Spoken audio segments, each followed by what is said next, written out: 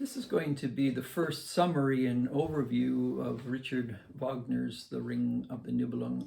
I did a few weeks ago do a little overview of The Ring of the Nibelung, Wagner, and the way people like C.S. Lewis, Tolkien, the Inklings, Roger Scruton, and many others were very, very much drawn to Wagner, The Ring of the Nibelung, and his other works as well, including Lohengrin and Parsifal. But the one work that has really defined Wagner in many ways in terms of its epic scope and its sheer breadth, and was a breakthrough work and has perennial relevance, is The Ring of the Nibelung.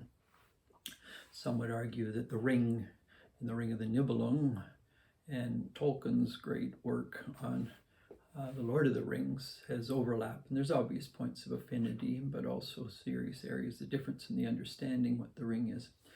But I would like to, and I will, reflect on the four acts in the Ring of the Nibelung. Today I'm just going to talk on the Rhine Gold, which was the first act in this four-part. It was often 3 nights, and this was sort of the entree. This was the porch into the great opera, poetic opera, philosophic opera, in which Wagner was dealing with all the big themes of the 19th century and what went before at a theological level, a philosophical, a political level, a mythic level. And of course, the Ring of the Nibelung is resurrected myth of the highest levels of Teutonic Nordic mythology and its perennial issues.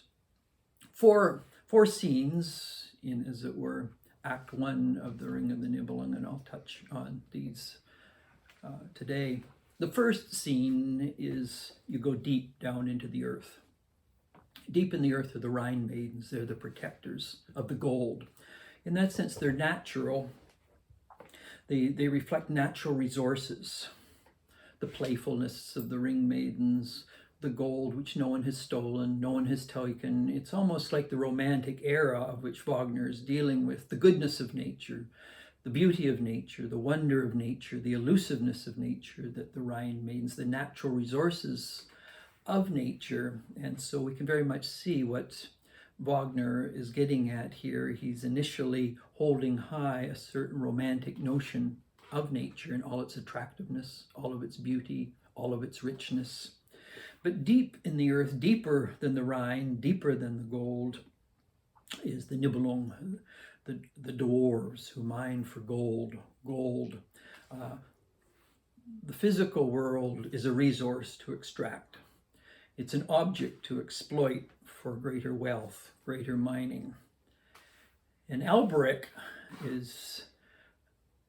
takes a position and he's restless within his own community. He's restless with the mining, and he comes to the surface from the depths. And so here you have, in many ways, Plato's cave, the world of shadows, but more than just a world of shadows, it's a world of aggressiveness, of greed, and dominance and ambition at the crudest level.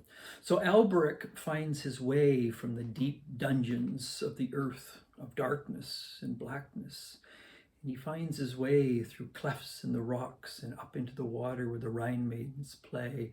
And he's very attractive at a sensual way, at their winsomeness, their beauty, their attractiveness, their elusiveness. And he initially is drawn more out of what would be seen as a desire to be one with them, to be drawn to them, to develop a relationship with the Rhine maidens. But they toy with him, they play with him. They're not attracted to him at all, and yet he is to them. And so in time, he recognizes he's being rejected. He's being opposed. And he, in his anger, he begins to realize that love will never be mine. No one will accept me for who I am, both the grotesquerie of what he looks like, but his soul, which is even more grotesque, and this is what Wagner is getting at, is you have beauty in the contrast to an aggressive soul. And what's the relationship to draw to beauty, even of a dark soul, much less a longing soul. And so the Rhine maidens tell him he's aware of this gold, which will give him power. And of course, as he forges the ring, it will give him greater power. But he has to forego love. He has to forego relationships for the purpose of sheer power. Eventually, he tricks the Rhine maidens. He gets the gold.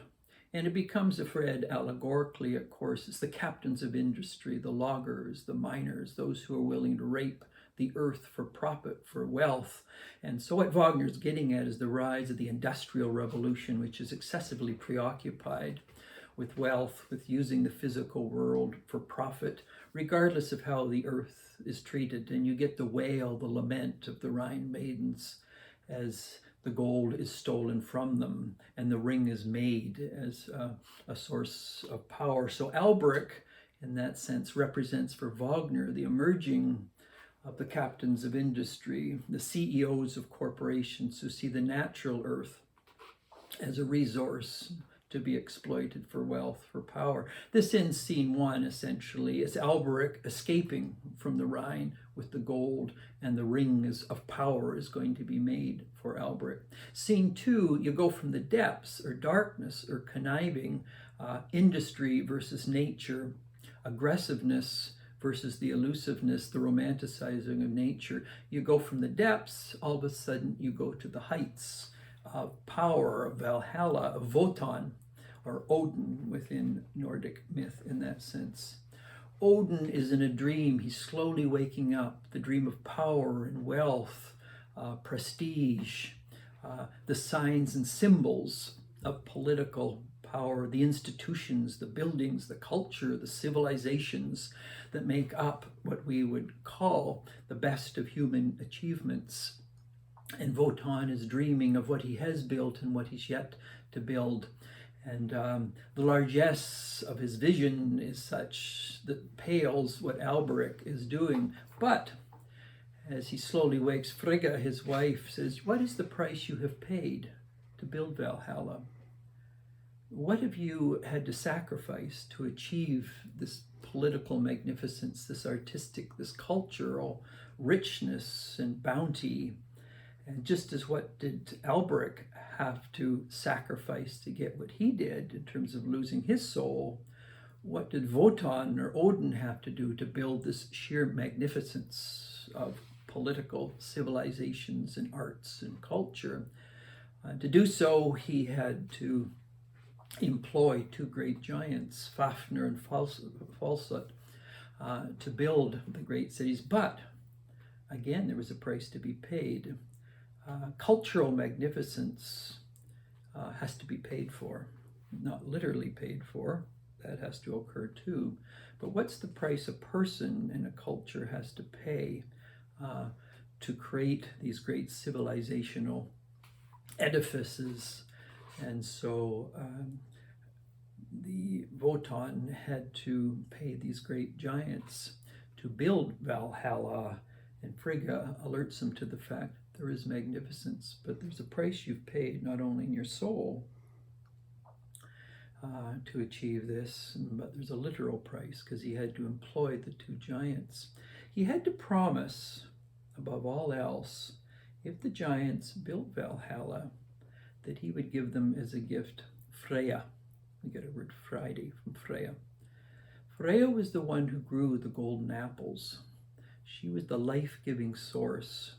It was the apples she gave the gods in Valhalla that kept them perennially young, that kept them immortals. So the price Wotan had to pay, he had to sacrifice the very sources of life, Freya, who gave life, to have these external embodiments of power, of glory, of wealth. So just as Alberic had to sacrifice elements of who he was, he had to let go of being merely a miner for gold.